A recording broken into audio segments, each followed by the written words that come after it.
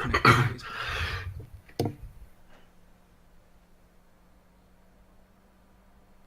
Am I logging in? Come on, come on, come on. Yeah, there we go. Cool. And we're live, it seems. Awesome. Great. Let's just wait for some. Yeah, there we go. We got some people watching. Hey, Metajel.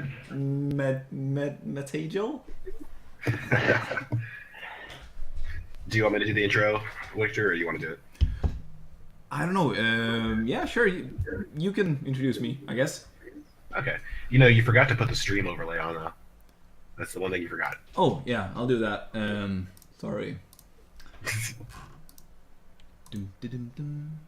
And copy that over to my desktop. And go. Yeah, bear with me, I don't stream very much. And I guess I just add and do an image, browse for it. You may have to restart the stream. No big deal. Let's see here. Okay. Yeah, there we go. Is it showing up on your end? Yeah, I'm just gonna check on Twitch. It's a little bit of delay. Yeah, about 30 seconds roughly. 30 seconds? Oh, we're gonna. Oh, there we go. 15, It showed up. Okay. All right, awesome. Hey guys, so the stream is now started. We're doing a Megascans to Unreal Engine 4 workshop.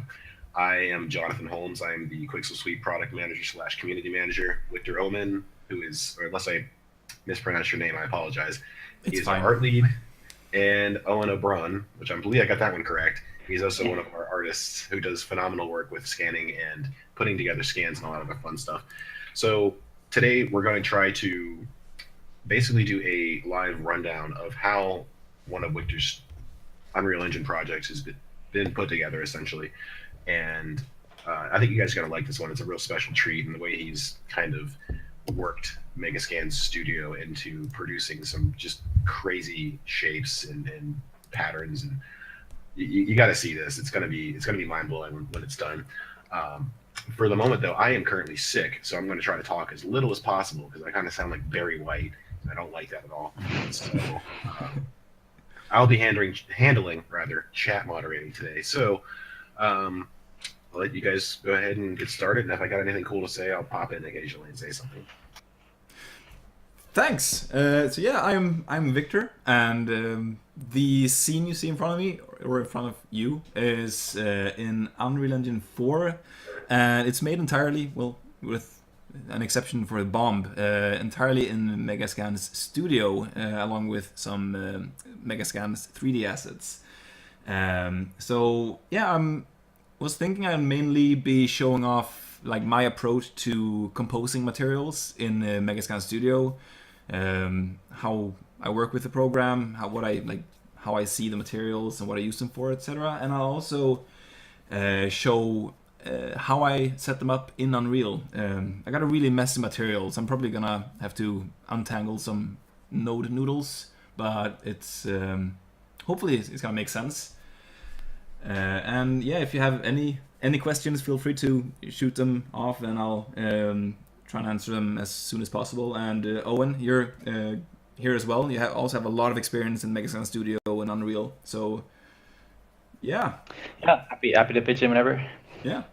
Do you want to say anything, Owen, before I get started? I think just as you go along, I'll jump in if there's anything I see that I...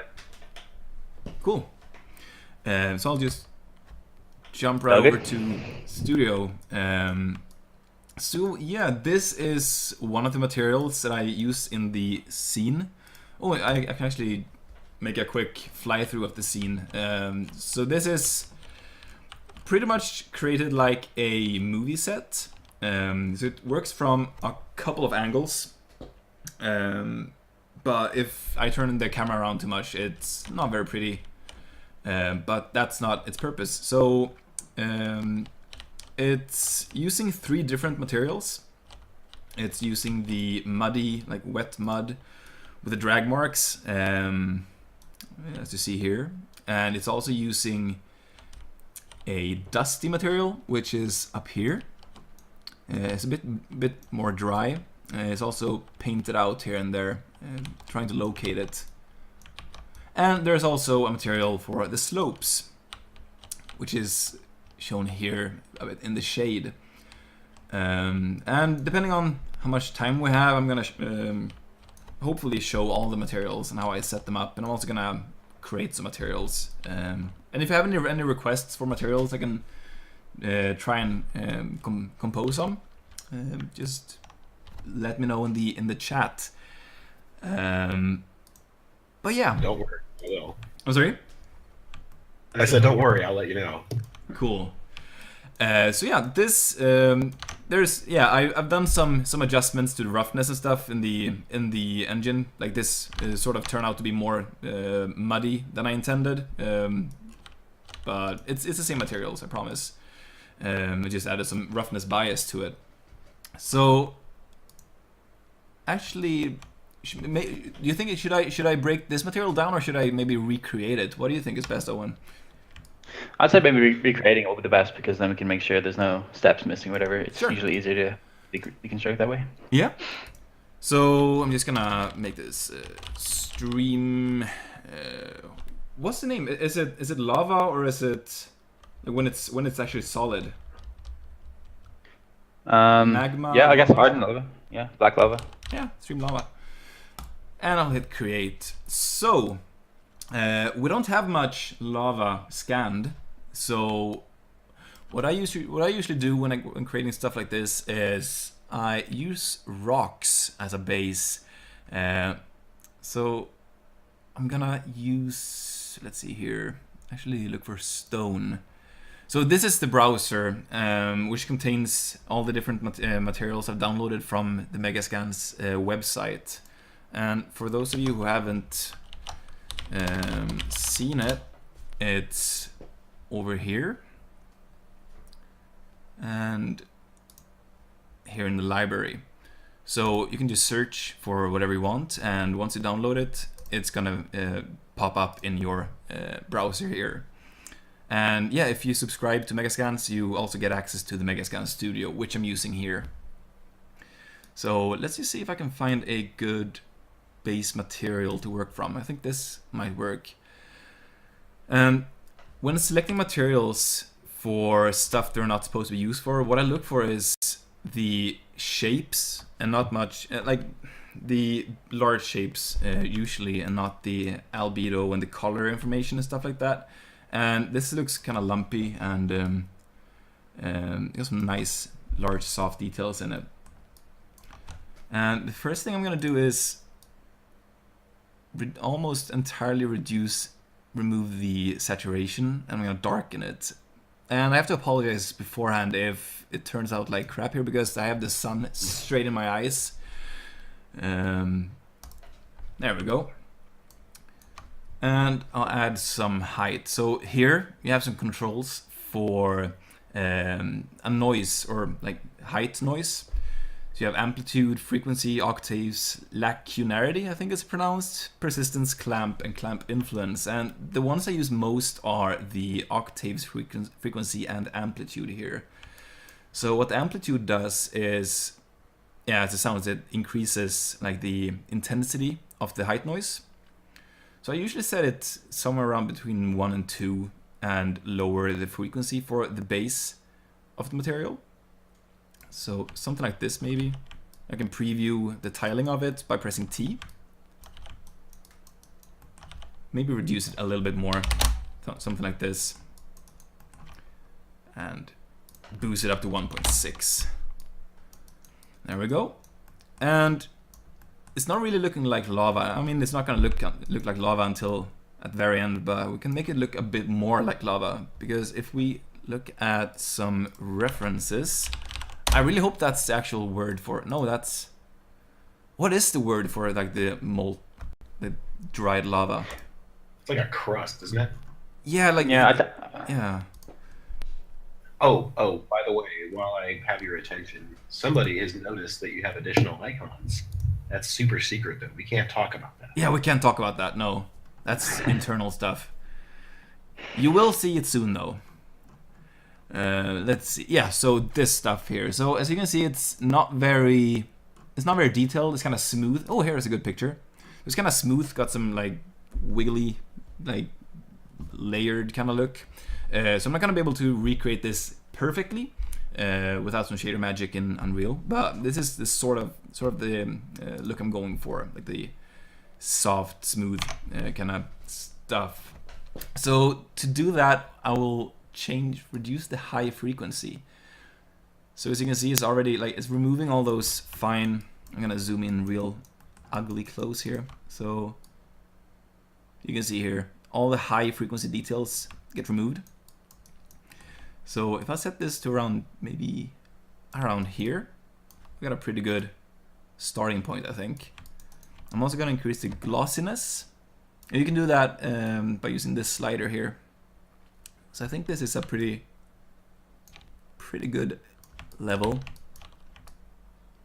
And you can preview the different maps by going through the number keys here. So 1 is PBR, 2 albedo, 3 cavity, gloss, roughness, normal, etc. It's really handy when trying to color match different layers, which I will do now. So next I'll select another type of rock. I'll choose a bit. This one is darker out of the box, so it's gonna look pretty cool, I think, on top. And it's also got this nice detail, which we saw in the references. I mean, not 100% accurate, but it's got some nice similarities. Yeah, it's all really, when you're doing this stuff, it's about kind of matching material properties that you notice in the reference. Yeah, exactly. There's a bit of echo here on my end. I'm not sure if there is for you. Hey, Wiktor. Yep. You have a bit of an echo coming from Owen. Oh, I do. I'll lower the volume. Actually, I could try and set up my headphones real quick. No, I can't. Sorry. I'll just lower the volume. Eesh. Sorry. There we go. Cool. Yeah, and that's fixed it, I think. So as I said before, I'll go in here to the albedo preview, and I'll click the swatch here, and I'll try and match. So if you can see where the materials blend here. So I'll just try and match that as closely as possible, and I'll make this a little bit darker, I think, like that. And I'll also try and match the glossiness. And you can do the same thing here. Just go into the gloss preview and adjust the slider. So I want this to be a little bit more glossy, just a little bit more. And yeah, gloss and roughness are the same thing. It's just inverted pretty much. So the gloss map, if you export it as roughness, it's just, yeah, it's gonna work. So don't worry about it being called gloss if you use roughness in your engine. There we go. And here I'm also gonna adjust the height because I want this to be a bit more lumpy. And I'll play around with octaves. I find usually 2 is pretty good. And I'll lower the frequency a little bit. Something like that. And reduce the amplitude as well. That octave slider is something else, man. Yeah. I mean, yeah, it's really good. I mean, it completely turns into another material if you just play around with this. It's so cool. It's also worth mentioning maybe that it's really easy to go too high and too kind of steep with these when you're tweaking, but it's really important to stay fairly subtle, because if you do have a really steep height noise amplitude, you'll start noticing on the normal map you get this really wavy repetitive pattern, and it won't really. It's really good to help break up the shapes, but be careful with how far you go with it. Yeah. So yeah, the height influences the normal map as well. It's worth mentioning. There we go. Yeah, and here's my favorite part actually about the studio. I'm just gonna turn off the tiling for now, and that's the threshold. It's like you can adjust how this stuff blend. It's almost like it's sinking into each other. So what I'm adjusting here is, if you have forgotten, is this part here, like the ones with the this nice pattern here. So if I drag the threshold slider, it's just gonna come out of the other material. And you can also adjust the radius, which is pretty much like the fall off or like how harsh or tight the actual blend is. So if I take it all the way down, it's pretty much like they intersect. I can zoom in here, you can see how they intersect. And if I increase the radius, it's just way more subtle and softer. So I actually want a pretty high radius for this blend. Something like this, because I like both materials, but I want them, yeah, sort of 50% each. And here as well, I'll reduce the high frequency. So now we're getting this nice soft look on both. And it started to look like a pretty good base, I think. I might actually make them even darker. But right now, as I said, the sun is shining straight into my eyes, so it's kind of hard to tell the brightness of what's on the monitor. But I think this looks pretty cool, as a base at least. And looks fine to me. Yeah, looks great. Awesome. And it's tiling pretty well. It's like the low. I found that having a low frequency on the height noise is very good for breaking off the repetition when tiling. So if I would increase the frequency, you can see. Yeah. You instantly can tell, and it's important to also make sure there's no very unique patterns. In this case, it almost is. It's not very easy to see where it repeats, but in some scans you can see some very specific rocks or twigs, or very bright colors sticking out of the scan that can instantly show its tiling. But you try to be as subtle as you can with these shapes, and you can get a really natural tile that isn't visible. Like the tiling isn't too repetitive in the engine. Mm-hmm. Yeah, so now that I'm done with these, I will go ahead and add a soil or a mud or something. And I actually can't remember which soils I used for the original material, but I'm pretty sure I can recreate something similar. So the same thing here, like now I want to add sort of, like it's gonna be like crackulated, whatever it's called, like cracked, like it's dried up and sort of separated. So having like a soil, like maybe something like this, wavy with some cracks in it, like something really chunky with large, nice, defined cracks, I think it's gonna work really well. Yeah, something up here maybe. I think that's gonna look pretty cool. So, as you can see here, the color is completely off, but if you just go into albedo, it's super easy to color match. Something like that. And it's already looking really cool. It's getting nice and chunky. And I'm gonna add some amplitude to this as well. And you can see some nice cracks showing up here as well. And what you can do is you can also play with the repetitions of materials. You can make one layer tile less than the other. I mean, it's not entirely physically correct, but you can make some pretty cool results with it. So I'm gonna adjust the threshold, and you can also change the how to mask, if you want to mask from above or from below. So notice if I do this, I get some nice sharp definitions here, like the cracks here, which I really like. You can play around with the radius, something like that, yeah. And I want this to be a bit glossier than the rest. Let's see how this looks. A bit less. There we go. And reduce the frequency. There we go. Look at that. That's getting nice and chunky. And I mean, there are so many sliders. I sometimes like to play with the preserved details. I'm not sure how well it's gonna show up in this, and it's kind of hard for me to see. Actually, Owen, do you know exactly what this does? Because I'm using it, but I'm not exactly sure what it's doing, to be honest. I'm not too sure either. I think it may preserve some of the detail that's being lost in the radius blend through the different materials, but I'd have to check it. But it does seem to preserve a little bit of sharpness in the normals when you're sliding it up. Yeah, if I'm not mistaken, it actually tends to preserve whatever's underneath it as much as it can within the confines of the other sliders. Gotcha. Right. We And can for always this, ask Alvar for a detailed explanation. yeah, yeah. Oh, that looks like a face.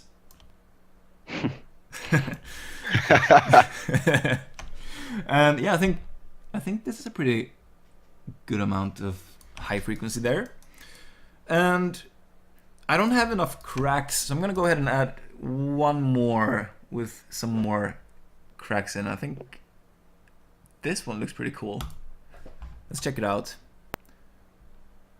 So a lot of work that I put into stuff like this is just adding a material, seeing if it works, going back and like trying different materials and see how they work together. Yeah, look at that. There we go.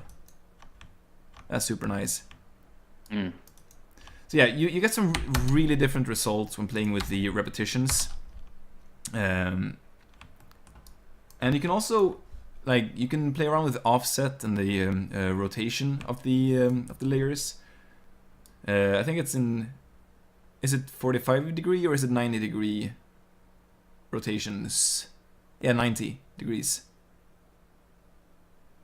Yeah, and this is going to especially be useful if you have, say, all the maps tiling at the same rate. You can see there's a clear tile that's repeating the same time across the entire surface. So if you start to offset, you start to get different seam areas, which means you can hide the kind of place where it actually starts to tile a bit better as well. Yeah. So yeah, if I can adjust the offset here in tile preview, you can see how it works. And it's so cool. I mean, it looks good all the time when you're working on this. It's not like you're getting... It's just blending together so nicely all the time. I love it. There we go. So yeah, we're getting pretty close, I think. Might add some more height to this as well. There we go. Yeah, look at that. That's pretty close to what I had before. And it's super simple. It's all I did was color match and blended and played around with the high and low frequencies, pretty much. And what I can also do is add some water to this. So it sort of looks like the where is it? The Galapagos Islands, like the volcanic islands. Looks pretty cool. I can play around with the radius of the moistness and the glossiness of it. And this gets me every single time. Oh, there we go. So cool. You know, if you were going to keep water in this, I would probably go with a different depth color to make it look very acidic. Acidic, yeah, maybe I just make it bluish, maybe? Yeah, something like that. Kinda looks oily. Or like toxic waste, perhaps.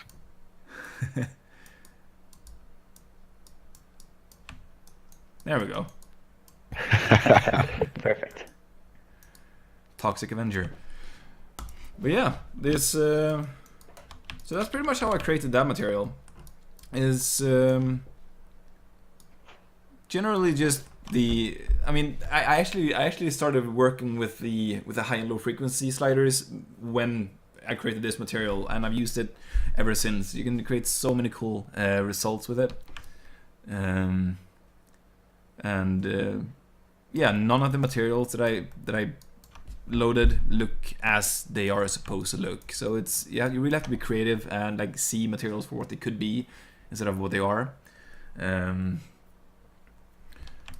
So yeah, and you made a tutorial about that as well, Owen. The ice tutorial, was it? Yeah. I think basically anything.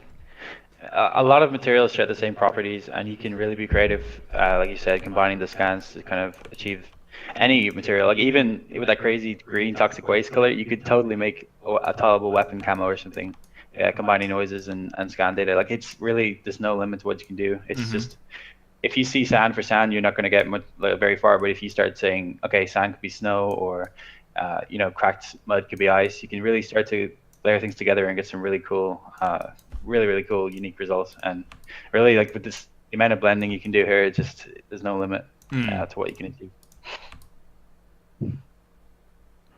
Right, so I'm gonna go ahead and save this and stream lava, yeah.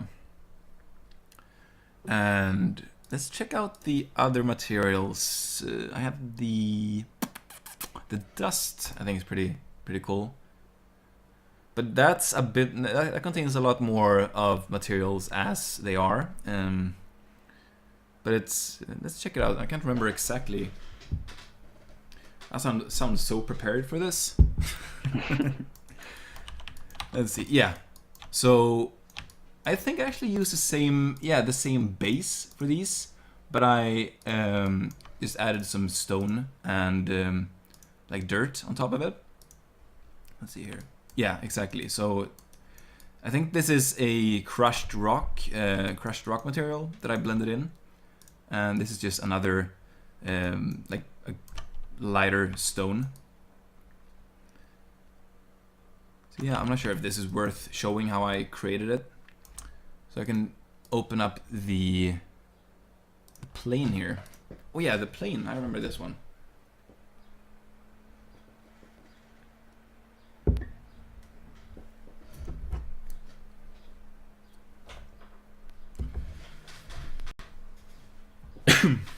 So yeah, I'm sorry if you want me to go more in depth on the features.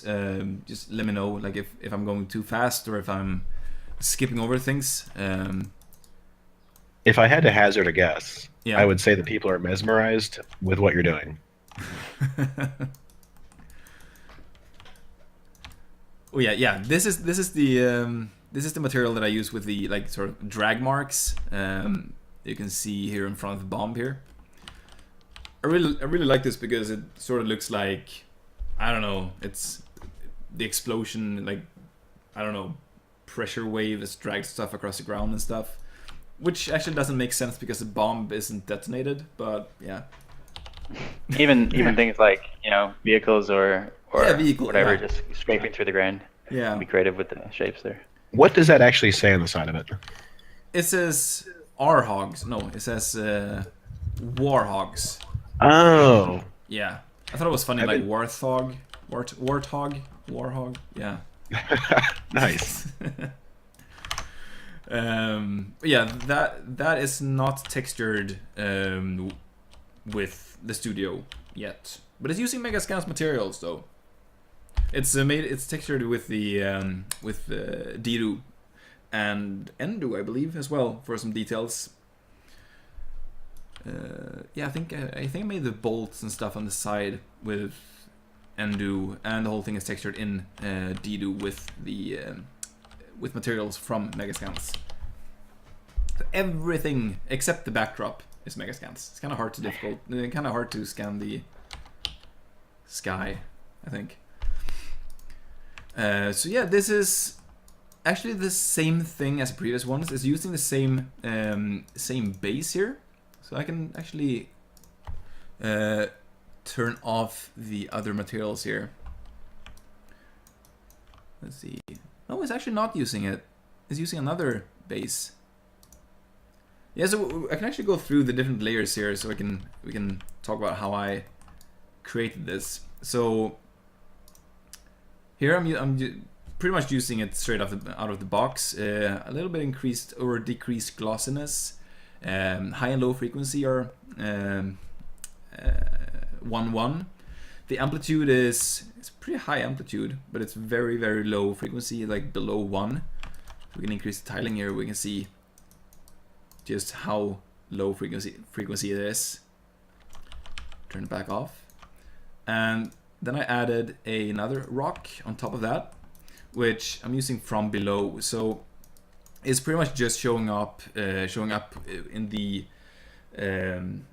what's it called? Like in the dips in the height noise. And I think I yeah, I rotated it, make sure it popped, showed up in those valleys, so to speak. Wonder if it happens if I rotate it back. Yeah, exactly. So I'm not getting the same features popping up. We can play around with the radius or threshold here. So that's how that looks. And same thing here, like I'm just color matching in the albedo and making sure there's some variations in the glossiness. Like I'm not sure if it's correct, but I prefer to have some variations in the glossiness, even if it's not completely accurate to real life. I like to have like some light playing around over the surface, having some different refractions and stuff. I mean, it's just a matter of taste, I guess. I'm not sure what you think. No one will really mind if there's, no one will say that rock is inaccurate, but people will appreciate some thoughtful effort going into kind of making some variance in the roughness, and just having a bunch of different values on all the surfaces can help, because in Unreal Engine you can then use a power node or start to tweak them yourself in there too, which gives you even more control. So just having kind of setting your materials up in Studio with that in mind gives you the most control possible, because then you can take what you've made in Studio and further make edits in the engine. Yeah, exactly. It's having some contrast between them allows you to further increase that contrast later on. Yeah, exactly. Yeah. I mean, I'm using the same mindset when I'm working on hard surface with metals and plastic and stuff. I like even if it's just aluminium on the entire piece, I like to have some variations in roughness on the metal. Like on a pipe, I like to have the different segments on the pipes have different roughness, just to add some interest. Yeah, and like even just never be bogged down by the end result in Studio. Don't be like, oh, this isn't perfect yet. As long as it's looking good, don't worry about the viewport in Studio matching perfectly what you see in Unreal Engine. You'll be able to definitely match it yourself, and you'll have more control. It's actually more fun to just eyeball it in Unreal Engine than it is to try and get the perfect result in here, because it just gives you more freedom and control. So yeah. Yeah, and that's exactly what I did. So first I was gonna go with a more dusty look, and then in Unreal Engine I played around with the materials, and I liked them when they were way more moist and like muddy. So and as you said, Owen, that was achieved by playing around with the power, like the contrast and intensity and stuff. So yeah. Yeah, you'll often stumble upon cool combinations that you otherwise might not have found before, especially when you have your material set up. You might have 3 different Studio layers in there, and then you can start really having fun playing around. So it is like a 2-step process. You get this base materials made in Studio, which are already layered, and then layering again in Unreal Engine with other materials. You get just so many cool combinations, and it's a lot of fun. Totally. And yeah, I noticed here when I was playing around, I actually used the material that I was talking about before, this one here with Wavy. I think it works really, really, really well. It sort of gets that sort of like it's lava going like swelling over in like layering. So I actually used that. So yeah, I just increased the glossiness and adjusted the albedo, and I also I actually kept the high frequency on that. Let's just see what it would look like if I. Oh, wrong one. Sorry. There we go. Yeah, no, that's not gonna work. So, but yeah, it's a pretty cool material. It works really well for this purpose. And this one is way more glossy, as you can see here in the roughness or gloss preview. Because I kind of like that it's sort of been worn away. Like it all used to be like this glossy material before, and then it's sort of worn away over time, and you see this. Like starting to crack and crumble. You see dust and rock forming, or pebbles forming. I kind of like that look there. And on top of that, I added, here comes the drag marks, which is it's a soil clay. I can view it online. So it's in case you want to try it yourself. So this is the material that I used. I'm not sure what it is actually. I'm not sure if the person who scanned it just dragged their fingers through the mud or what it is. And on top of that, I think some rocks on top of it. which is way adjusted in the glossiness. Just add some fine details to the very smooth surface that I added before. And I think I remove the preserved details completely to make it blend super nicely with the other material. Yeah, so if I increase the radius, it's gonna blend even more. That's... Oh yeah, one more material. Which didn't really do much. Let's check it out. Toggle it on and off. Doesn't seem to do anything. Interesting. It might have been one of those layers that you put underneath or something. Oh yeah. Sometimes it can get lost. It doesn't do anything. Well, let's optimize it. There we go. Right, and so those are the materials that I used. Let me just see if there's anything else. I think that's it for this one. And when I export, I mean, I made a couple of these scenes, and I'm using a similar setup for them all. So what I do is I export as, let's see here, I get the albedo and roughness and normal, and in the roughness I set displacement in the G channel and ambient occlusion in the B channel, because the roughness is just a black and white or grayscale map. So I'm using the two different other channels to just save some space, memory, make it easier to organize in Unreal. And I think it's called RDA packing, or do you know, Owen? I just abbreviate whatever maps are in there. Also, I'm curious why you use ambient occlusion versus cavity. Just its preference, I think, in a lot of ways. Small details versus larger scale. I find the scans have more cavity. Yeah. Oh, really? Okay. I only use roughness, albedo. Yeah, I mean the maps that I just showed here, and I just set a value in Unreal. That's what I did. Okay, it's definitely worth having a look at the cavity. If you go to the viewer, the PBR viewer at the top left, and just have a look at the cavity data, there's actually, I find a lot of cool little detail you can make use of in the engine. It's just a little bonus if you want to, you can mask that, or you could also, deepen it for the shadows, but it's pretty interesting what you can do with it sometimes. Some scans have really nice deep cavity data, versus the AO usually tends to be much more broad and not very noticeable, but these get the nice cracks between the rocks, and yeah, I mean that totally is way really more cool. Way more interesting. Yeah, you just get much more detail there, and I really love using it, especially with those kind of rocky details. You learn something new every day. That's awesome. Thank you. Totally gonna try that out. But yeah, I already have them imported, so I have to try that off camera. And when imported, like it's sometimes when you import, this might turn into a normal map, depending on the values in the in the channels. So this one almost looks like a normal map. So it might be worth checking out the texture group here, or the compression settings.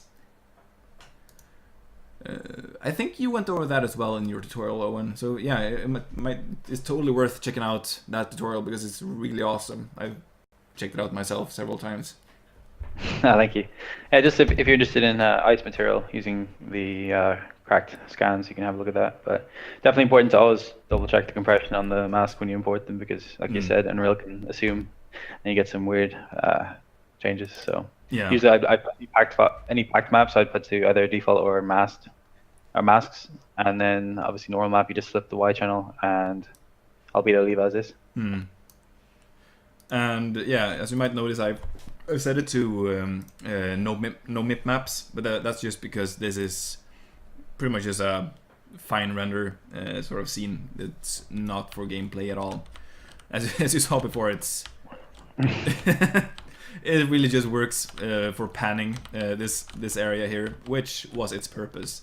So that's generally how I like to work. If it's gonna be shown from two angles, make those two angles look awesome. There's no point in making stuff behind the bomb look good. So yeah. It still does though. Yeah, I actually did. So Yeah. so yeah, let's check out the material. So it's, as I said before, it's pretty messy. I didn't make it for the stream, but it's really just a reflection of my messy head. But I think we can make some sense out of it. So what we have here is the different texture groups. Texture set 1, 2, 3. I just multiply it with a vector masking the RNG channels, multiplying, and it goes into the corresponding texture sets, which are mainly located here.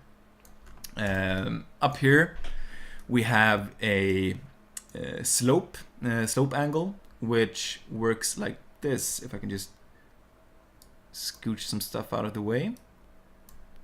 So right now the slope is over here, like the slope angle is in this direction here. So if I open up the color picker, we can see that I can control which areas are the actual slope, and in that area the slope texture set, or texture set 3 I believe it is, gets blended in. So I'm using this lerping. So I'm using this as alpha for our lerp. There's a lot of lerp nodes here. Sorcery. Yeah, I'm lerping the lerps into lerps. Yeah, a lerp that's just a abbreviation for, or slang for, linear interpolation. It's just way easier to say. And there's also a vertex color, but that was just a last minute thing I added because I wanted to fine detail, like manually paint in some I think it was, yeah, over here I wanted to paint in some of the dusty material that I showed before in some places where it was kind of difficult to procedurally blend them in. So actually we can play around with the sliders. We can see what sort of controls we have here. But so up here we have the 3 different texture sets, and just for the to make it easier, in theory they're just blended, like they're just lerped together, using different values. Like some are using the displacement to blend, some are using as I showed you before, like angle base blend. Some are using height blend, but yeah, they're just albedo, roughness, displacement, normal, nothing fancy going on here really.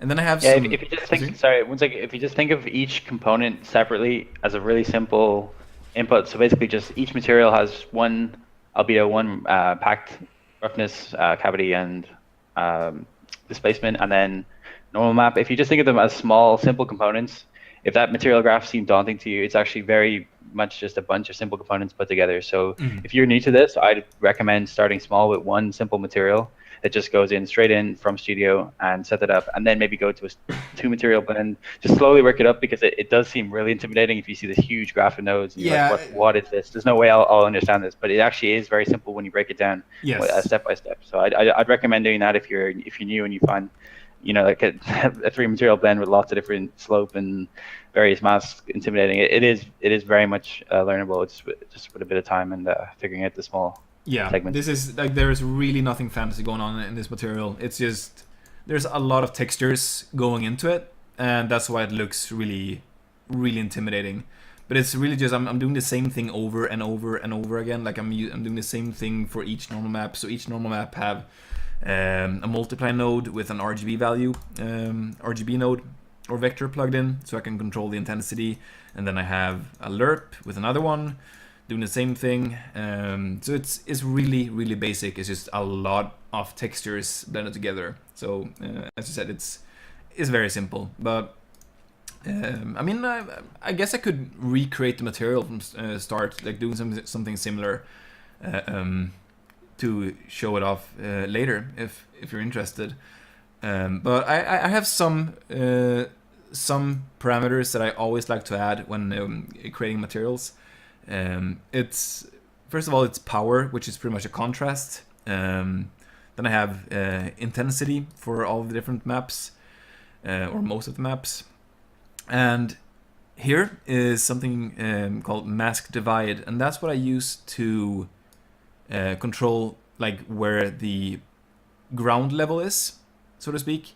Like as I said before, I have a height blend, an angle blend, and then I have some displacement blending, like sort of in combination with those blends. So if we check out, no, that's not gonna make it easier to see, but if I find a good angle here, so if I adjust this, we can see that a material sort of grows up from the bottom of the scene up the hill over there. So let's set it back to where it was before. I can find another angle here, and we increase it, and it sort of creeps up the hill. It's very, very subtle how it grows. I'm actually pointing on my monitor. Sorry, guys. Oh yeah, so it grows up there, and that's one blend. And I can also adjust the intensity of that mask. I can have some different controls for like the intensity and the stuff there. It's again nothing fancy. I can barely remember how I set it up myself now that I look at it, but it's we can dive into it deeply later. And then I have a roughness bias, and that's pretty much just a multiply node, which I add right at the end. I can show you here. Roughness bias, if I can find it. Roughness, and it goes back here. Well, it has to be somewhere, but it's here it is. It's a roughness bias. So I multiply all the roughness roughness masks together, and I add a multiply node here at the end, and that means I can control all the roughness at the same time, which is pretty handy sometimes if you just want to tweak the overall glossiness or roughness of the material. And then same thing, pretty much the same thing as I had before with the height mask. I have with the slope mask, I have like the tightness of the blend, so on. It's just to tweak it pretty much. And then here I have 3 different intensities for the displacement. So this material uses a real-time tessellation. So if I zoom in here, we can check that out. So I think, yeah, the first displacement is over here. Yep, exactly. So we can increase that. I'm not sure how the frame rate is, but I'm gonna do it slow. Real quick. Yeah. We don't mind if you guys talk. So if you need to say anything or if you have any questions, by all means, reach out. Yeah, the chat is very, very, very quiet. Feel free to ask anything. There's no stupid questions. And yeah, so these just control the intensity of the displacement, and here's the slope displacement over here. Kind of over there. It's in the shade, but yeah, you get the point. Whoops. Nope. There we go. And down here we have just so we can tint the material. Yeah, we can see it here. There's a slight tint to it. We have a normal intensity. I'm not sure. Do you usually use that, Owen? Yeah, very much. I actually don't do it the way you're doing it, but it doesn't. There's so many ways of doing it like this. I just have a little material function. I try to take anything that I'm repeating across the material into a function so that I can just have one node instead of a few. In this case, it's not a big deal because it's just one multiply node with a vector. But it's handy to if you find yourself doing a lot of things frequently and just clogging up your nodes. It's really easy to make a function and then reuse it over and over. But I'd say in general, boosting normals is a big thing you should always be testing out with these scans, because some of them look really good with a boosted normal, especially rocky or very fine details. It's easy to go too far too, but in general, it's really cool. And I'd always have a strength multiplier on every normal map individually, so you can control the strength of each material. But yeah. Yeah, so you can create some really different results by playing around with this. So much fun. Yeah, and then I have, let's see here, yeah, the slope angle that I showed you before. I have an overall subsurface color, like for some materials, like I've made some snow scenes and desert scenes. I like to be able to just sort of add, like in this scene it's not gonna work. Well, maybe if I make it sort of bluish and super subtle, I could, you can increase the decrease the strength of the shadows and stuff. You can get some cool results from that. But for this scene, it's not working. And then here I have the tiling. I'm sure there's a handy node, like pre-made tiling node. Do you know if there's one, Owen?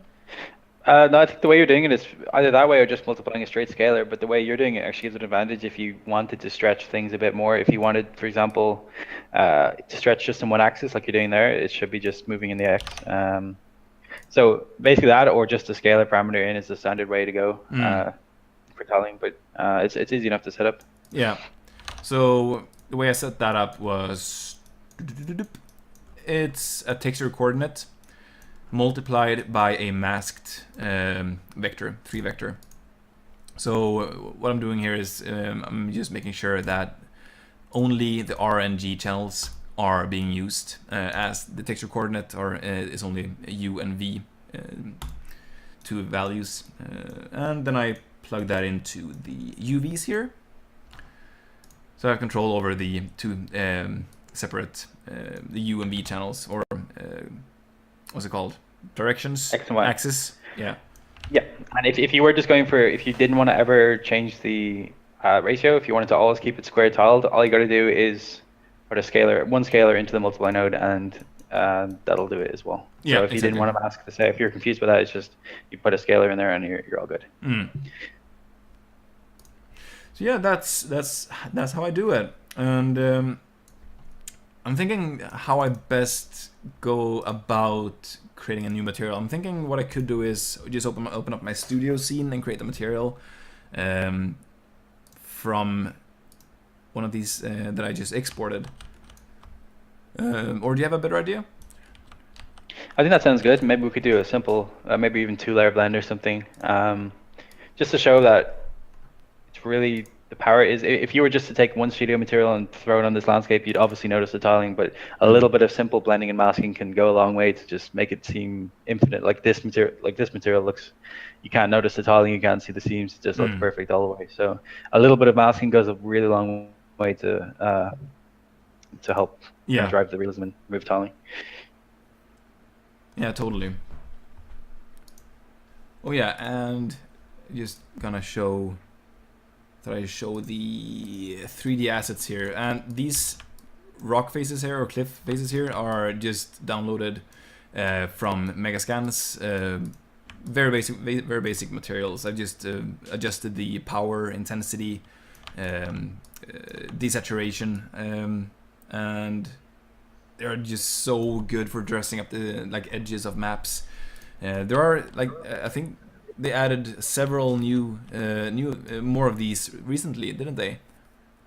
Yeah, they're really amazing, and I can't state enough how much a few vertical elements that kind of give some height to your scene can help. Yeah. Because if you're just working on a flat plane or a slightly subdivided plane and you're just trying to get the materials to look right, it's often really helpful to have just a big vertical, like that wall to the left instantly kind of grounds the scene and gives you some perspective.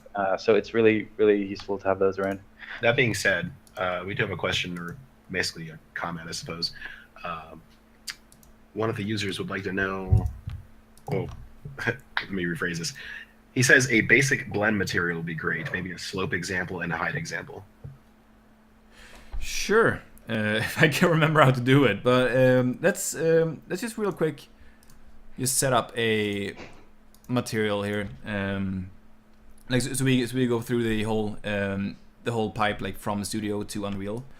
So here's just a quick studio I set up here, and just hide this rock here, and I'll apply just that one there. Just make a new material. Actually, I have to move this stuff over here so you can see what I'm doing. And there we go. And the content browser. There we go. So I'll just create a material. Call this stream, not Steam, stream example. Apply that and open it up. So, come on, there we go. So I'll just find the slope and drag the textures in. So I want the slope albedo, the slope normal, and the slope roughness. Switch places, and first of all, what I do is I just plug them straight in, actually the R value here, and most of the time it looks good out of the box. I can do a plane here instead, or I can just apply it and check it out in the viewport. And there we go. So in my taste, it's a bit too glossy. So what I do then is in the material here, I just multiply by not a 3 vector, a 1 vector. I like to convert it to a parameter by right-clicking, because if I then create an instance, these parameters are exposed, so you can change them in preview in real time. So that's really handy. So I'll name this roughness bias. Multiply that with the red channel. Plug that in. I'll actually set it to. No, I'll leave it like this, and I'll show you the instance later. And for albedos, I always like to do the same thing. I multiply and name this albedo int for albedo intensity. Set it to 1 and plug that in there. And as a last step, I like to add a power, which, as Owen talked about before, is sort of like contrast. So I plug this in here and add a 1 vector again, name this albedo power, set it to 1 as default value, plug that into exponent, and then I clamp this so we don't go above 1. There we go. That's really important. Like, you can get some really strange results. I mean, if you want strange results and some really overblown stuff, that's fine. But I like to clamp it so I never go above 1. And here for the normal map, my approach is to same thing here. Normal int, set it to 1 in all these. Multiply that. And then if you want, you can do a normalize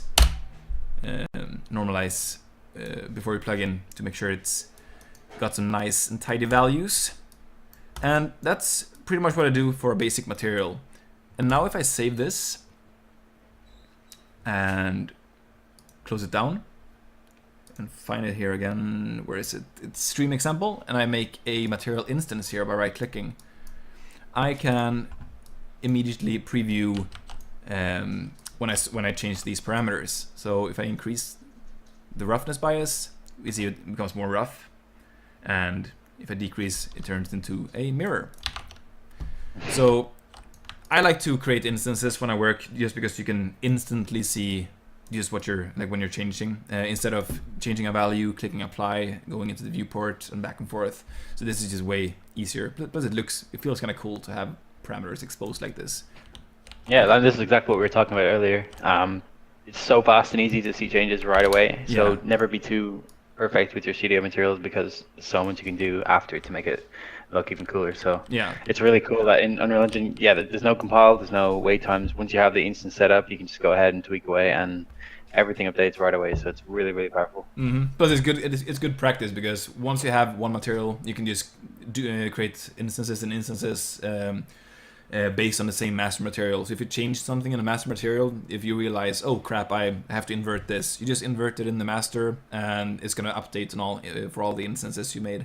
Plus it's instanced, so it's just way cheaper instead of having one master material for each asset. Yeah, it's so powerful. I'd recommend having like a separate master material for every major material types. So say Yeah. water would have a different one to a Megascan, and then I might have certain blend ones. If you wanted a cheaper material, you can have a cheap blend master material, and so on. You can do as many as you want, but it's so handy to have it all have as many instances as you want under one master material, which can then update, like you said. Yeah.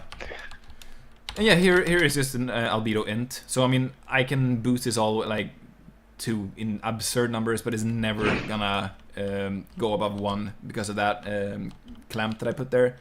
And that's the exact reason, because if I would go to 2, it might cause blooming and stuff, if I don't, like where I don't want it. So I can increase intensity and the brightness without going overboard. So I don't know, is that something you do as well?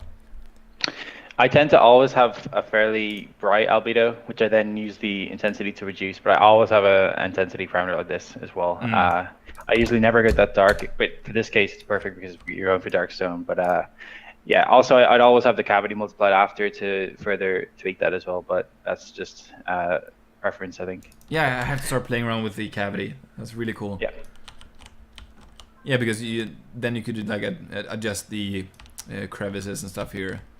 Yeah, you can even not even use it as a cavity map and have, say, darker values. So if you're doing, say, an orange rock, you could have deep red values in the cracks or whatever. It's really powerful. You can basically mask the cracks by that way. Yeah.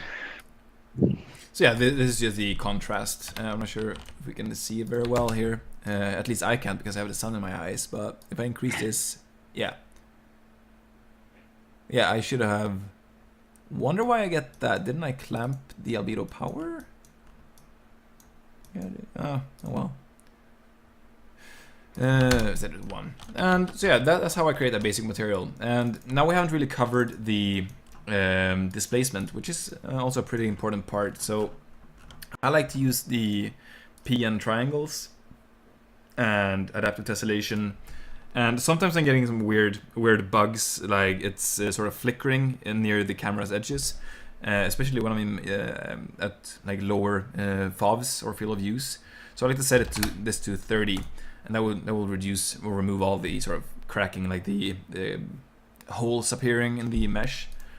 Or like, have you ever had that, Owen?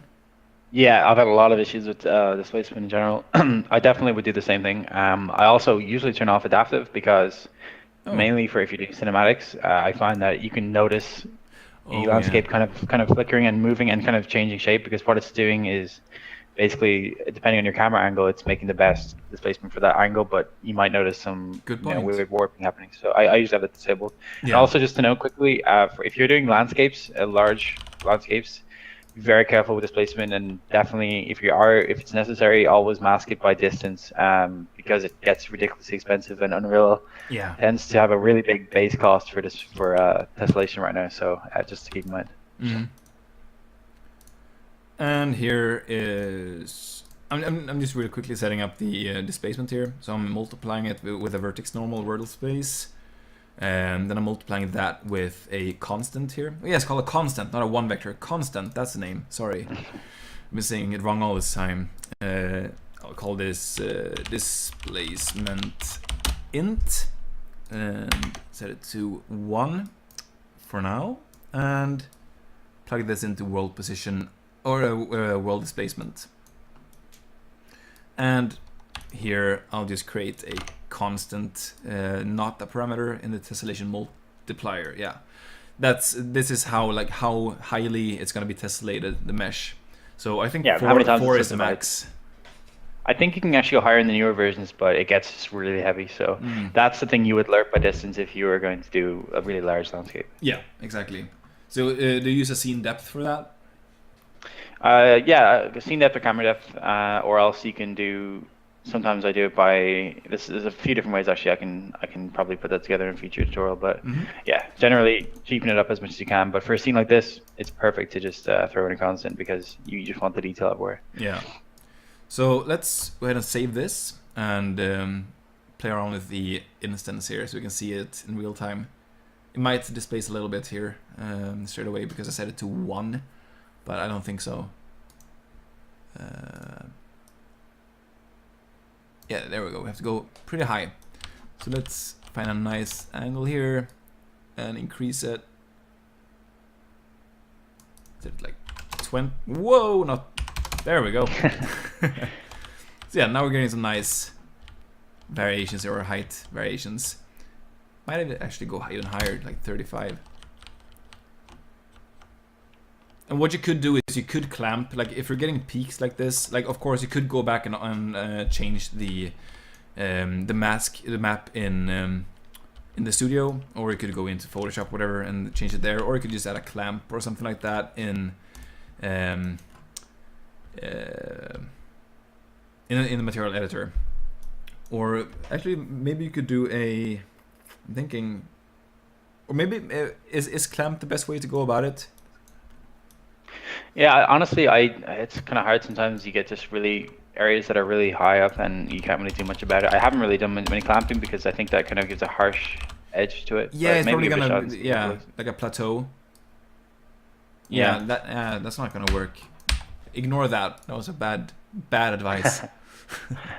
But yeah, so this is just a really basic material. There is no blending or anything at all.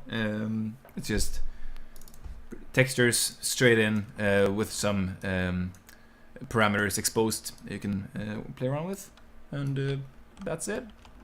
And then you can do like all sorts of blending, like angle blends. You can do height blends. You can also do vertex blending, where you can like actually paint using the vertex paint tool here. That's usually what I do. Like the reason why I didn't do it for the other scene was just because I wanted to challenge myself and try and do something different. But usually that's my favorite kind of material. Yeah. Did I forget anything? I think you nailed it. Just to go on that. Sorry, there's a bit of echo there. 1 sec.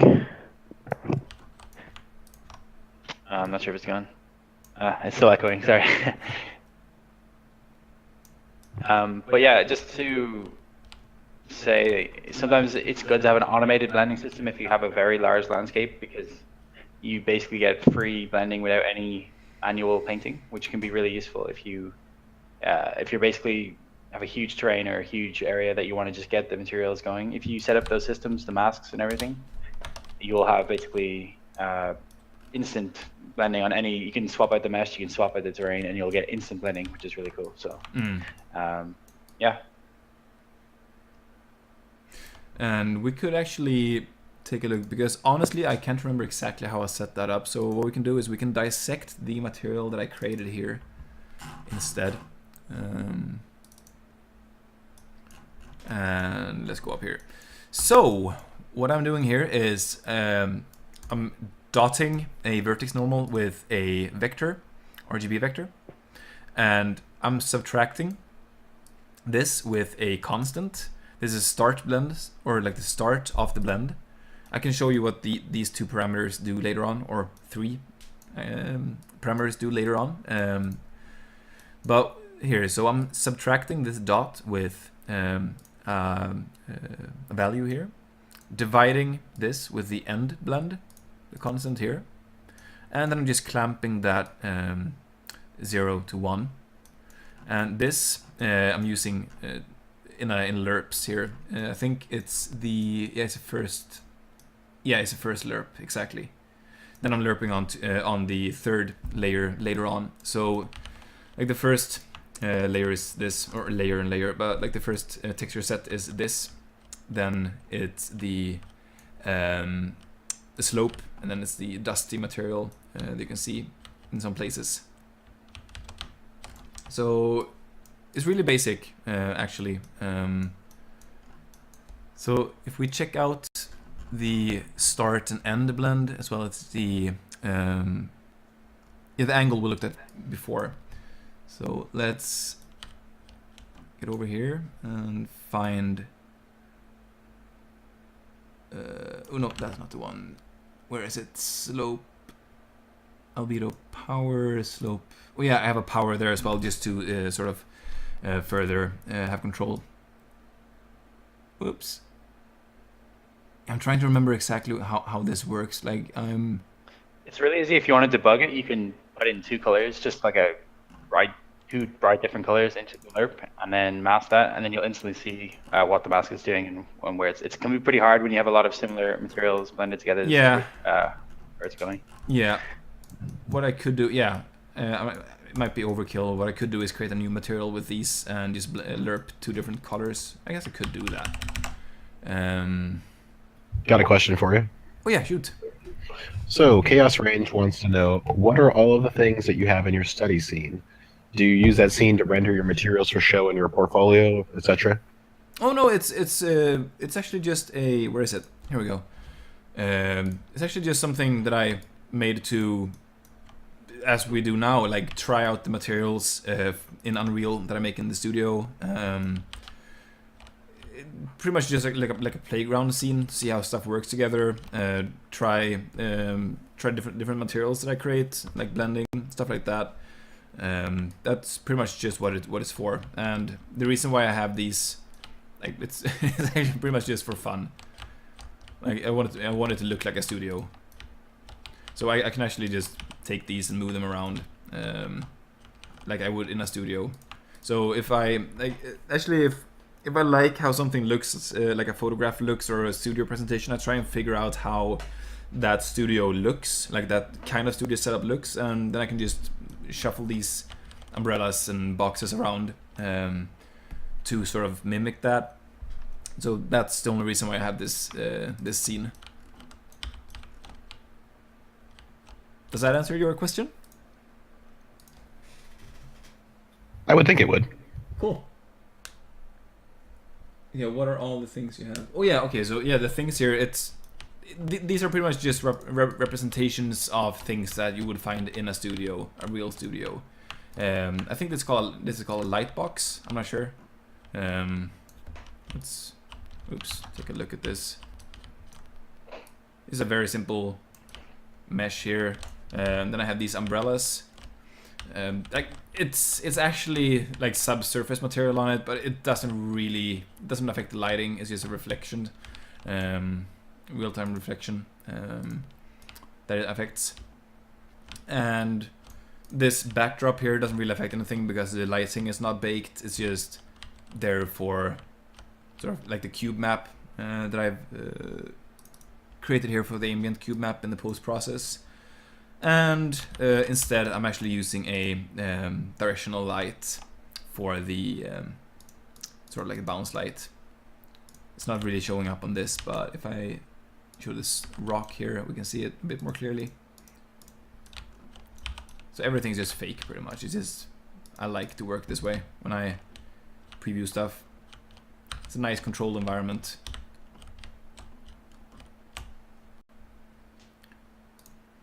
Any more questions? Oh, cool. Yeah. Where were we? We were in this scene for some reason.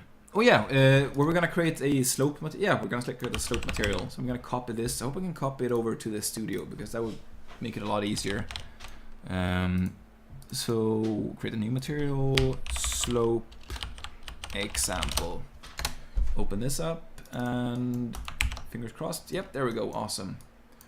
So I'm gonna create two RGB vectors here, one red and one will be green, like really obnoxiously green, and then we'll just create a lerp between those two.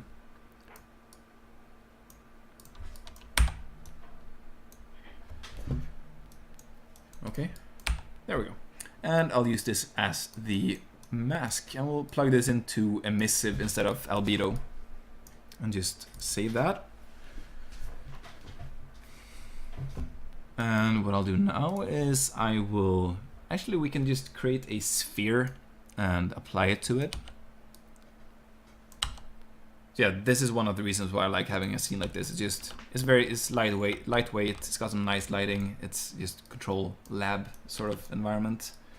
I'll create a instance and just apply that. So here is where the slope is. So you just have to imagine this is a environment. So if I open this up, scooch over a bit, and enable these parameters, we can adjust the direction here. We can adjust the in like the tightness or fall off of the what's it called, the blend, make it softer or harder. You can also invert it if you go over the other value. Woo! So yeah, that's the blend that I use for those sort of like what's it called, like movie set scenes. Of course, you would need a bit more elaborate setup if you were using it for an actual like game landscape. But for scenes like this, something simple like this works just fine.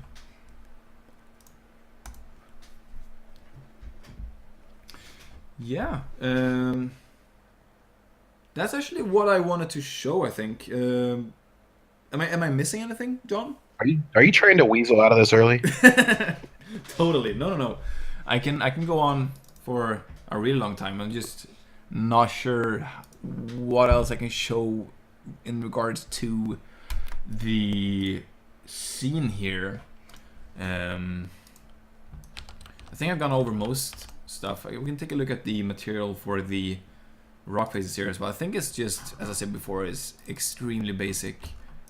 Yeah, it's pretty much what I created for the example material, except I imported, I think, a gloss map with it, which I just inverted, added a switch here in case I wanted to, in case other assets have a roughness instead of gloss, so I can just toggle this on and off in the instance here. And yeah, bias, so that's super basic here as well. Really, this scene is extremely basic. It's just using one light source as well. I think it's got a skylight, but I don't think it's not doing anything. It's disabled, so it's extremely freaking simple setup. No fancy fill lights or no cube maps. It's just one directional light lighting the entire scene.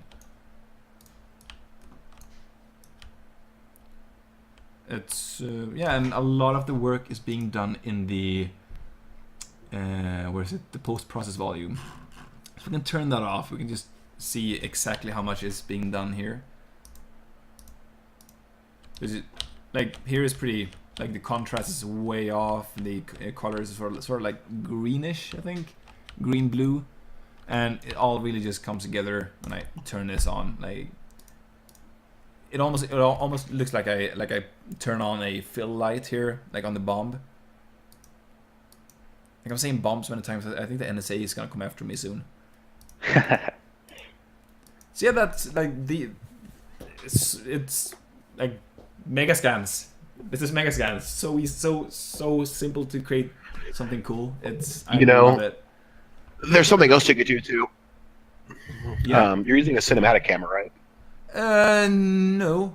It's just a regular camera. I just lowered the field of view from 90. Okay. I was going to say that you could put more of your post-processing into the camera so that you can get more specific targeting for each shot that you want to make. Oh yeah, that's true. Actually, I've never used a cinematic camera. You should. Tell me, how do I do it? You create a cinematic camera. That's all you have to do. How do I draw a figure? You draw a figure? Let's see here. So, I'm guessing... where is it? Rendering? No. Give me something. Where is it? I think the asset menu to the left, that's a default. The top left, it's not there right now, but that's where you would create it. If you just hit Shift 1 and you'll open it up. Shift 1? Yep, Shift 1. Oh, the mode is over here. Yeah. Yeah. So if you go to cinematic, I guess, or yeah. If you just type, yeah, there it is. Camera actor. Interesting. Yeah, this one is based more on actual film cameras rather than the default camera. So it's kind of hard to get in depth on, but I covered a lot of it in the last stream that we did. Ooh. But you can actually get different types of film back settings for this too, to emulate different SLR types. Where is look Pilot? through? Yeah, oh yeah, pilot. Look at this. And it comes with depth of field automatically. Yeah. Wow, this is cool. If you want to change that, open up your settings, and I'll show you how to do it. Settings. Oh yeah, it's down here. Oh, you and your weird layout. Yeah. This is All right, not scroll like down. I usually have everything on the other screen and just have this full screen pretty much. Right. Yeah, scroll down. Scroll down. You have to Or- select your camera component. yeah, you got to select the camera. But I think he did select Yeah, it. yeah, it is. The component in Yeah. under the scene component. It should be showing up with options. See, we under go. scene component right there. Oh, there you go. Yeah, you're good. All right, so Oh, here, if you yeah. want to change the, what do you call it? The depth of field, the best way to do that is to change the focus distance. Oh wow, this is really cool. Like, how have I missed this? I feel like such a noob right now. No offense to the other people who didn't know about this. Wow, you can. It's relatively new. Wow. Look at all this stuff. This is really powerful. Old school kind of camera. So if you open up the focus settings rollout, Oh yeah, sorry. change the, leave it on manual for now. Wait, tracking, is this automatic depth of field? Yeah, it'll try to remember where you were last, but put it on manual for now. You goofball. Get back where you were. Where? Oh yeah, manual. Yeah, manual, and then draw debug focus plane so you can actually see where it's focusing at. And then it's going to be a big purple line. You can't see it because it's too far out. Go ahead and drag it. Stop it. Stay put. Okay, pull it back until you get where you can actually see Oh. it. Now you can see where you're focusing. Wow, this. I wish I would have known about this before. Yeah, so if you focus on the bomb, On the and bomb, you yeah. just chill out for a sec. Okay, so focus on should the the bomb. bomb be inside the So the the line? line, the purple line that you see is actually going to be the area of focus. Okay, so so- yeah, so you should be dead in the center. Yes, and what's going to control your depth of field is going to be your aperture setting. Right. Yeah. So if your current aperture is 2.8, you can put it down to 0.1 to really blow it out and make it look very. You'll see what I mean. Try 0.1. You can't go any lower than that unless you change the.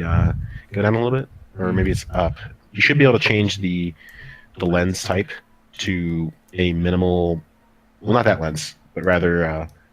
Where the hell is it? It's in the settings somewhere, but you can change the minimum aperture. Okay. Actually, if you just type aperture in the search bar at the top, you should be able to find it pretty easy. Nope. Okay. Weird. What version of Unreal are you on? I hope the viewers are learning something from this as well. Otherwise, we're just. Oh yeah, don't worry. It's something. At least it ties into what you're doing because it does show how to show off the work that you do. Yeah. If you hit the min f-stop, you should be able to decrease that under lens settings. Lens settings. Yeah. Yeah, There it min is, right f-stop, there. Oh. If you change min f-stop. Set it to 0 so we can just do whatever we want with it. Not the focal length, but the f-stop. Oh right. So, like this is trying to emulate how a camera would function, but the problem is that it doesn't actually compensate for exposure. F-stop is basically the way of it's controlling the size of your camera's like iris, how big the iris gets. So when it goes down to like 0.1, the iris is like gigantic. Oh, it And looks what that like a should toy. do, right? And what that should do is actually open up the lens to so much light that the scene should look blown out. But that it's not doing that. So you'd have to like compensate with post processing and stuff to get that appearance that you'd want. Yeah. But yeah, if you can definitely see the depth of field and how it works. It's really cool. Wow, this is so cool. And especially when you're doing cinematics, you can actually pick an actor to track while you're doing the cinematics. So if you had a car going down the road and you wanted some really tight depth of field, you can actually have it track the car in every frame and perfectly focus, which is really cool. Which means you don't have to manually adjust for each frame. So it would focus like a real camera. It's really cool. Wow. Wow. Sorry, I'm completely gobsmacked here. This is so cool. All right. Yeah. So go create a cinematic camera actor, guys. Yeah, it's awesome, isn't it? Yeah. If you want to see what my camera looks like, go to scroll up a little bit and change the film back to micro four thirds. Micro. very bottom. very bottom. Oh, there. That's what I use. And the beauty of this system is that every lens that you use is doubled. So a 35 millimeter lens is actually a 70 millimeter lens. Oh. So you're looking at everything in 70 millimeters right now, rather than in 35. Cool. So, like I've got a giant 300 millimeter lens, and it actually doubles the focal length at 600. So you could zoom in on a plane up in the sky, like cruising at stratosphere height, and still pick out the plane from that distance. Nice. But yeah, there's a ton of options for this thing, so it's totally worth playing with. Yeah, absolutely. Cameras are my thing, so I'll sit here and talk about them all day. Yeah, I don't really know much about cameras, like point and click. But yeah, so I usually, like, I'm not gonna do it anymore, but for this scene I am gonna jump out of this. There we go. I did most of the work in the post-process settings. So I'm using both, like in the, I think it was 4.15, correct me if I'm wrong, they added the new tone mapper. But I'm using that in combination with color grading or like lookup table. So let's turn that off and on. So it's a lot of the work is done there, and I'm also doing some work in the different like the saturation for shadows, midtones, highlights, and so on. And yeah, most post-process settings are almost like turned off. I don't think I have much. Yeah, I don't have any ambient occlusion at all. There shouldn't be much bloom. Where is it? No. Bloom. Yeah, 0.5. Okay, I was lying. But yeah, it's very bare bones. There's no depth of field at all in the in scene as it is right now. I might actually try and set something cool up with the cinematic camera now that I know about it. Might be really cool. Worth a shot. Yeah, it's really, really good if you make a cool scene like this and you want to actually even just get cool stills from it. But like Sequencer, the new cinematic tool, is amazing, and you can just get some amazing fly-throughs and really show off the way the light hits the surfaces as the camera moves. You know, there's a lot of really cool things you can do. So it's incredibly powerful. It's literally like a full featured video editor right in the engine. It's just really, really cool. Yeah, I love doing these like really, really slow fly-throughs, like pans. Yeah. Wow, yeah, that's gonna be cool. Do we have any more questions in the chat? There's people talking, but nothing generally specific that we can talk about. There was a reference to competitor software, but we generally avoid talking about competitor software. It's just not professional. No. But just our texture scan is not too happy for the engine. It doesn't matter texture to texture. It doesn't matter if it's scanned or not. You're gonna get the same performance if it's the same format. So just to address that. Yeah. Yeah, I mean, it's definitely usable. There's been games that have used photogrammetry before. Yeah, Ethan Carter. Yeah, and wasn't it the other Battlefield game, the World War I version, that did a lot of that? Battlefield 1, basically, yeah, like it's often maybe a misconception that just because there's so much detail packed into the scans that they're more expensive or whatever, but it's really, just a texture. It's another texture map, that's all it is. So it's the same exact thing, and plenty of games. In the years to come, there's going to be basically any game aiming for realism is 100% going to be using scans. So in some ways, I would go as far as to say that the scans are probably going to run better, just because you don't have to do as much work to them to make them function correctly inside of the engine.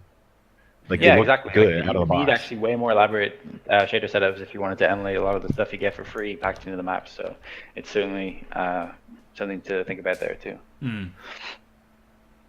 Yeah, like I mean, I just show you like how easy it is to set up the maps. It's pretty much just plug and play. If you've ever looked at some of the Unreal 3 material setups from Epic, some of those are a good example of like what you're getting for free now. You had to go through a ton of material work to get back in the day. I remember looking at plants when I was building some of my student projects when I was still in college. Oh, someone. I think he dropped that there. No, right in the middle of his story. Oh, that was funny. Back. I just got completely cut off. Nice work, Google Hangouts. Anyway, I was saying that I remember looking at the Unreal 3 stuff when I was in college, trying to learn how they built the materials, and I I distinctly recall looking at some of the foliage setups when I was building like ferns and whatnot, and some of these things had like hundreds of nodes inside of them, and it was like trying to decipher the Rosetta Stone. I'm like, I don't even know what I'm looking at. Yeah, basically they can go insane. Like it's really, I respect usually because they're extremely talented to be able to do that kind of stuff in the shader. But basically they're turning like a lot of nodes to try and just get a realistic stone effect or whatever. As for we're getting all of this stuff right off the bat for free. So it's kind of, you got to take that into account. You can get some ridiculously simple setups. If you wanted, you could just simply plug in all the maps as they are and get the exact look of the material. Yeah. Obviously, it's good to get some control, but if you really want to be super performant, you can pack it in. You can get really simple setups and basically, have really good performance. So performance is definitely not tied to visual quality. It's something that you got to consider just the input and how complex your shader is. For sure. And with that being said, we do have a question from New Lab. I would assume that's how you pronounce it. Cool. He wants to know if you have any plans to make your scene available for study after the stream, or is that not possible considering it's using paid content? I don't know actually. I'll look into it. It's not impossible, but my answer will be maybe. Hopefully. There is precedent for this. I mean, the last stream that I did on the ethanol train project that I showed off, all of the stuff that I built in Megascans Studio, I gave away. I had no problem with that, mostly because it was location specific. If you want to call it geo specific, I mean, it was built to look like Florida, so you're not going to take that and sell it somewhere. It's very obvious if you did. But I mean, for stuff like this, I mean, it's up to you really, since it is your project. But I mean, if nothing else, I mean, ultimately it's up to you. I'm not going to speak for you on your behalf for that one. Well, it's up to Quixel, I guess. It's made for Quixel, so yeah. But hopefully, like I would love to do that. That's a really good idea. And maybe I could also optimize it a bit more and actually set up a proper camera. Now that I know about it, cinematic camera. Yeah, exactly. To make it look better and run better. Get that depth of field going. Look real nice. And maybe I could also make these available somehow, so you can look at these. I don't know. I could save them out as a surface, I guess, and make them available if that's of interest.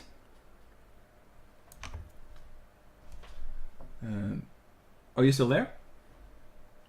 I think. Yeah, I'm still there. Yeah, Jonathan is muted. Yeah, I'm actually just. You're talking to me. I was typing to somebody in chat. Yeah, I was just speaking out loud, I guess. Herder, sorry. Yeah. I completely glossed over. What did you want to ask me something? I'm sorry. No, it was fine. It was just I was talking about maybe I could make these surfaces that I just talked about in the stream available as surfaces for download. I'm not sure. I don't see why not. Yeah, honestly, if there's interest, I could do it. I think there's interest. I mean, there was people asking about it. Oh, really? I did relay the question to you. Herder. Yeah. Indeed. Yeah, so far, I mean, this has been a pretty good stream. Yeah.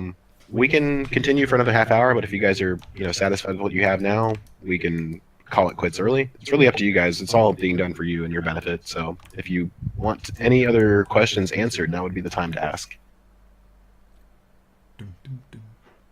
Cinematic lights. Yeah. While we're on the subject, man, that cinematic camera is something else. I was so happy when they came out with that.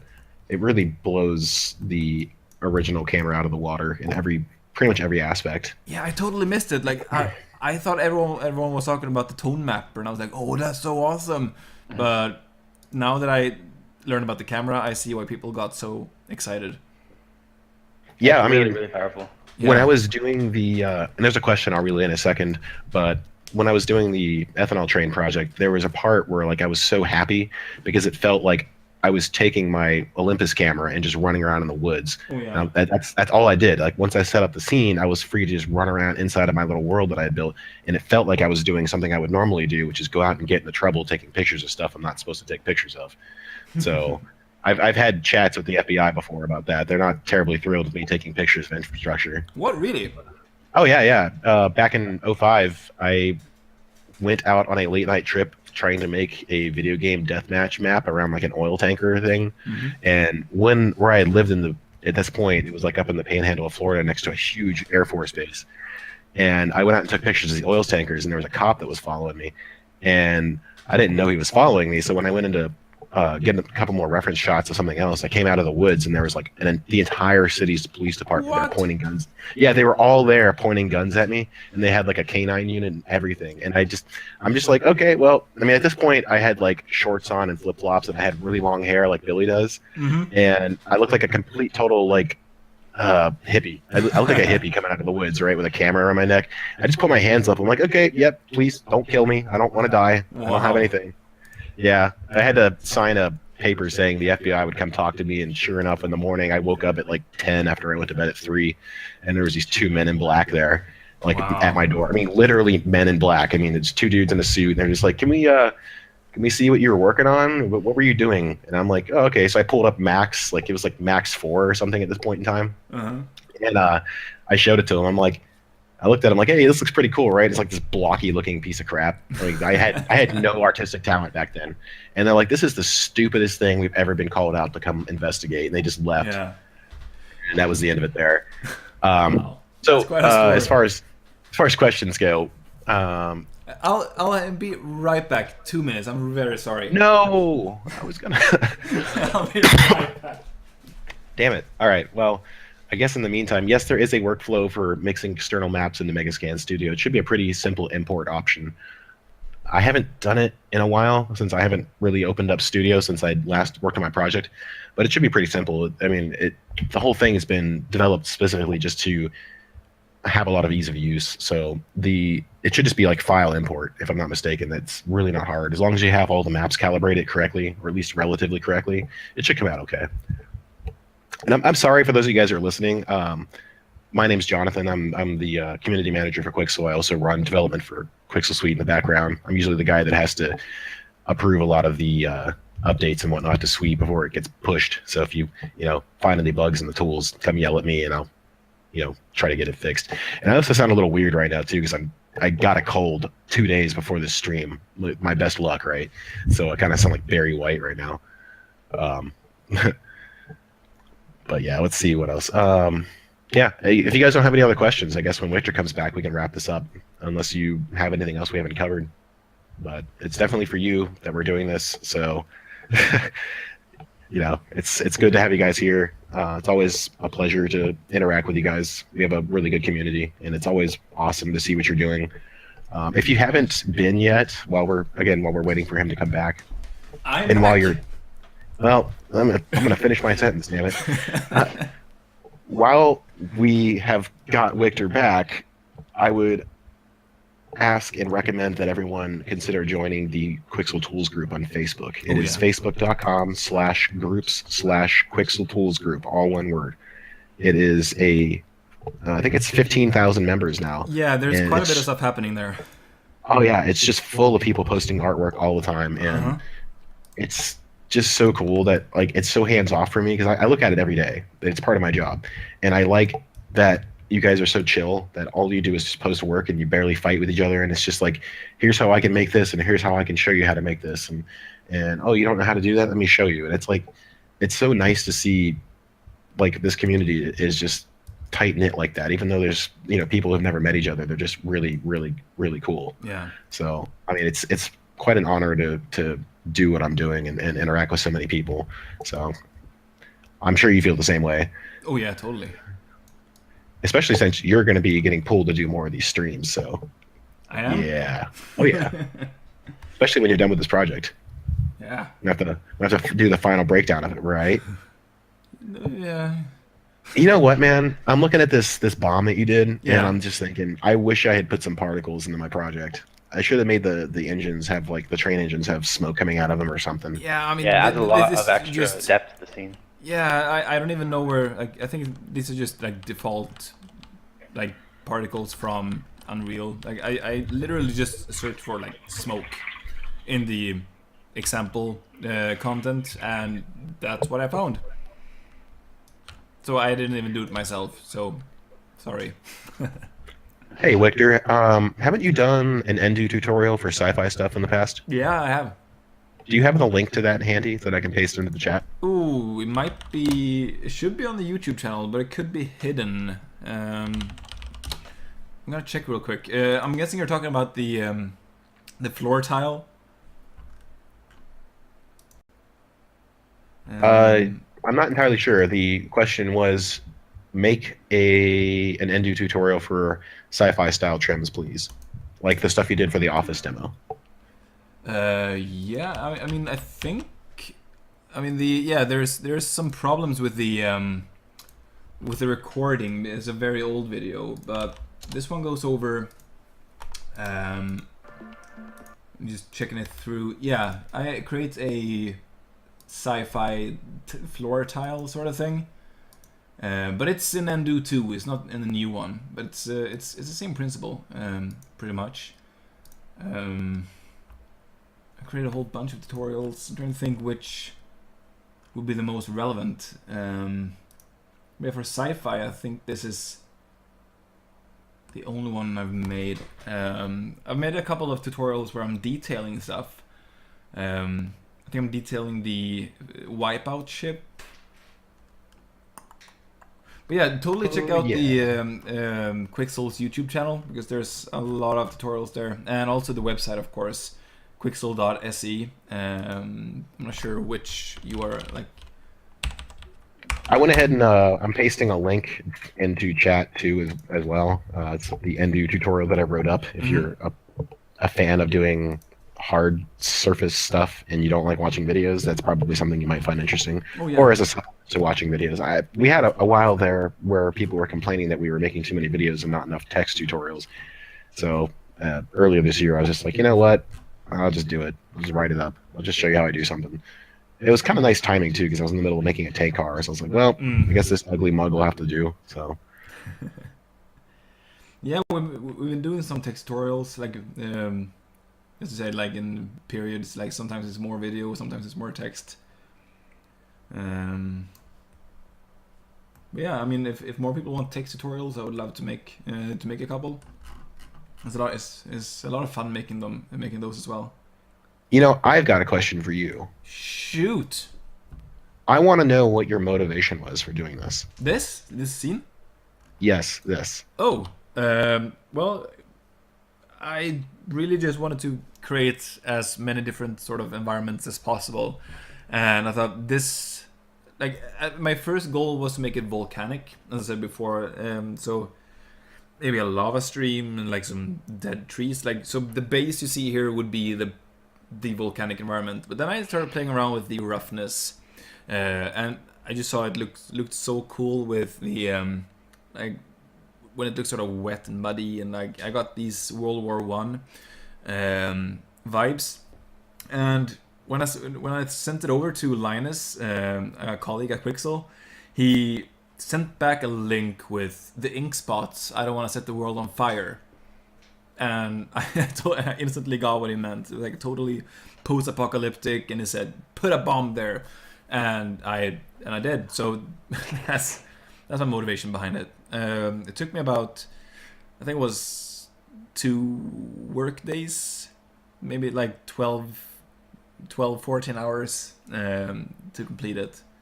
It was very, very Every simple. time, sorry to cut you off there, but every time I look at your bomb, and I see the writing on the side of it, I think of the two black soldiers that were photographed in World War II holding up artillery shells, and they had written on the side of it "Easter eggs for Hitler."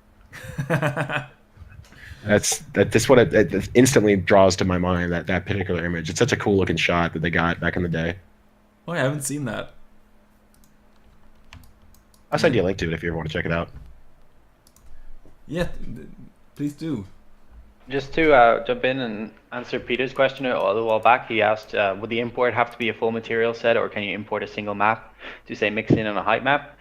Just to expand on the answer Jonathan gave, you can, in fact, I always do this, you can just grab the normal or even just grab the cavity or whatever, just to use as a mask in the materials, say a detail normal map, or in the case of the ice material I didn't actually use albedo or any other maps, I only used cavity to mask out the areas where I wanted ice and water. So it's more than, it's definitely a very valid thing to do, especially when there's extra data that you don't need and you can save obviously in performance. So often I might make 3 cavity masks and then pack them in Photoshop and bring them out into Unreal, and then you can have 3 different masks in one texture to play with. So it's definitely really valid, especially when you start getting blending with slopes and whatnot. The more masks you can have to break up the slope kind of threshold and the areas where the slope starts to mask in, it can really start helping. So I definitely recommend doing that. Now, this is why we have Owen on the stream, because he knows a lot of stuff. And for those of you who are interested, we are going to plan a stream with him as soon as he has a project of his own to show. So look forward to that. This guy has a ton of knowledge and loves to share it. Yeah, you have quite a few of the awesome scenes cooking. I know that. If there's anything in particular anyone would like to know for that stream, feel free to let us know, and we'll definitely include it just in advance. And if you guys haven't noticed yet, the company has been going through a couple changes recently. We've been focusing more on community outreach. Not that we haven't before, but even more so coming up. Many of you are probably here because of the email that was sent out a couple of days ago. We are now moving into, trying to get out weekly emails so you guys are in touch with what we're doing more often than you were before. And we're trying to do streams like this so that you can get to know the people behind the company. And, we kind of like the environment of this, where we get to see you guys and you get to interact with us. And it's not like we're a faceless corporation that doesn't care, because we definitely care. I mean, Quixel is made up by the same artists, just like you. I mean, really the only difference between us and you is that we work for Quixel and you don't. That's the only difference. And anything that we do, like any of the stuff that you see here, I say it all the time, and I'm sure people get tired of hearing it by now, but anything that you see that Wiktor has done, that I've done, that Owen has done, that anyone in our company has done, is something that you can do. And that's the most important thing to take out of all of this, I think, is that every one of you guys is capable of doing all this work. And especially now with Megascans bringing what's the best way to describe this? Bringing the artistic focus away from the grunt work and more onto being an artist, making the environments, making the composition, making the lighting. I think we really are at this point in a position where we can say we're in like a renaissance of 3D artwork. It's this is unheard of. I mean, I've been doing 3D art since 2000, and I've never seen anything quite like this. I mean, just what he did with Megascans Studio, using any other application would have taken you like a long time. And just the quality and the ability to kick these maps out seamlessly, and the stuff that's hidden up there in that corner that I can't talk about, but you'll see really soon, and it's going to blow you away, trust me. There's just so much cool stuff coming, and it just keeps getting better. Yeah. So, and the library just keeps growing all the time. And as I've just demonstrated, like, even if what you're looking for is not there, you can easily create it from what's already there. that's like my favorite part about this too, is being able to mix and match scans together to produce something like otherworldly with them. Yeah. It's like what you're making, like it almost looks like a different planet, even though I clearly know that all the scans came from something we've scanned here, because nobody has warp drive yet. So it's grounded in reality.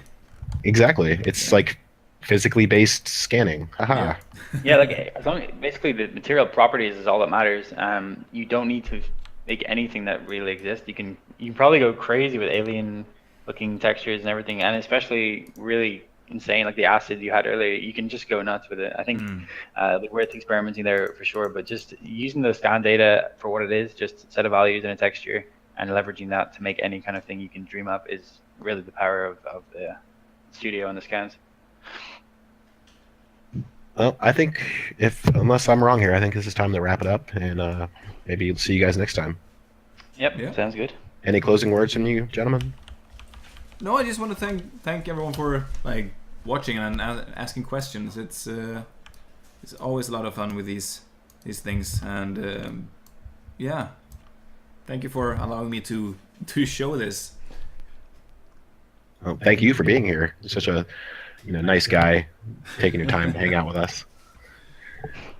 Nice. No, it's good that that we can do this again. So yeah, we're gonna I'd love to do it more. Definitely going to try to do it more. That's an additional duty I've taken on, is finding the time to make these things happen, which is only a good thing for you guys, because it just means that we're going to get more. What's the best way to describe this? Get more involvement with you, get more information out there, more learning. Just things are always changing, and if you're not learning with it, you're going to get left behind quickly. But that's the nice thing about these streams, is that even if you were kind of left behind even a year ago, what you've shown here is enough to get anybody caught up. So well, hopefully. All right. Well, I think that is going to be it for now. So unless there's any objections, but it looks like we're all set. So that was, well, yeah, that was awesome. I'm happy to have been here to, at least do my little part in moderating the chat. So despite your cold, you're a trooper. My Barry White sickness, yes. All right, guys. Well, good to have you again, and look forward to this being on YouTube shortly. I have to log into the Twitch stream and get that all set up, but it'll be up there probably before the end of the day. So if that's anything else, I guess that's the end. So cool. I think that's it. Yeah, awesome. Thanks, guys. Thanks a lot for coming in. See you later.